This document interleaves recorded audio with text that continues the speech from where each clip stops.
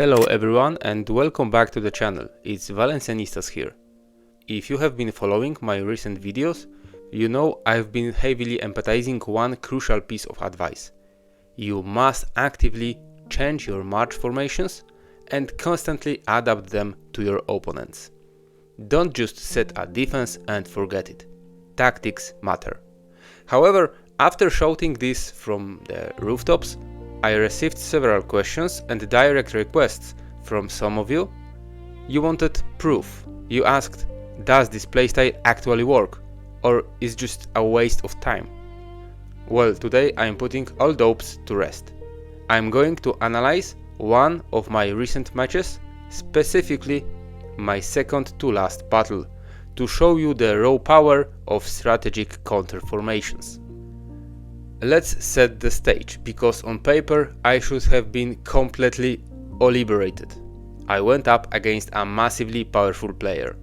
To give you an idea of the scale, his total combined power across his marches was a staggering 103 million higher than mine. 103 million. In State of Survival, that is an absolute mountain to climb. It gets even crazier when you look at the primary marches. Just like me, my opponent was running a control style march as his main setup, but his main march alone was 44 million stronger than mine. On top of that, he completely dominated me in a morale stats.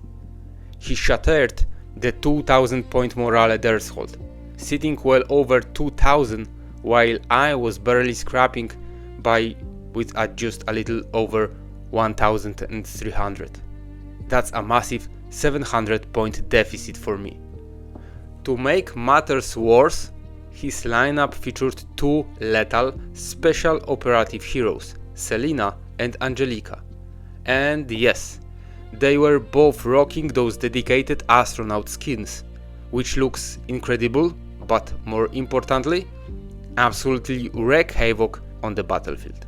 Facing this guy felt like bringing a knife to a sci-fi laser fight. Yet, despite all these terrifying numbers, I didn't just win. I secured a dominant victory that pushed me straight up the rankings. Let me break down exactly how it happened. The secret to this overwhelming victory lies entirely in the order of the marches and understanding how styles interact. The first round served as a warm-up. My primary control match fought in the third slot. My second match, which was built around the resilience style, faced his third strongest match. Meanwhile, my third strongest match took on his primary powerhouse control match.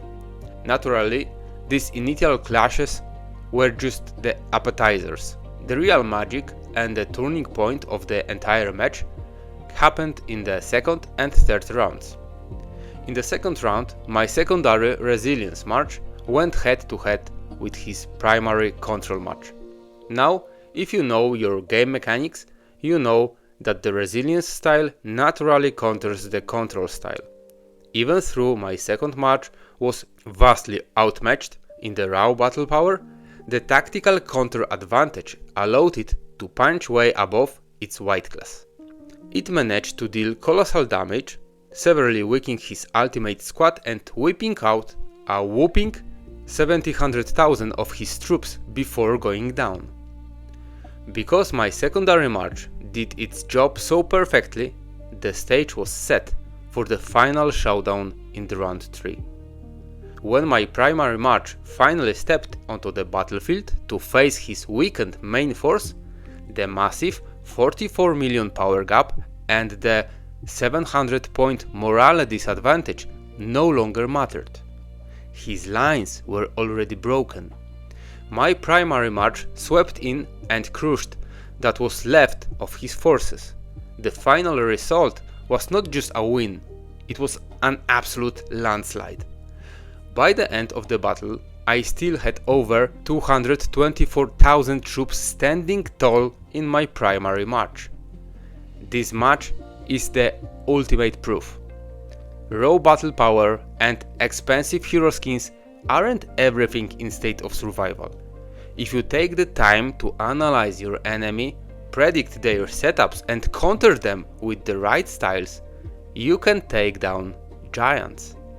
Stop playing on autopilot and start adapting your formations today. If you enjoyed this breakdown, smash that like button, subscribe for more strategic guides and let me know in the comments how you handle massive power gaps. See you in the next one.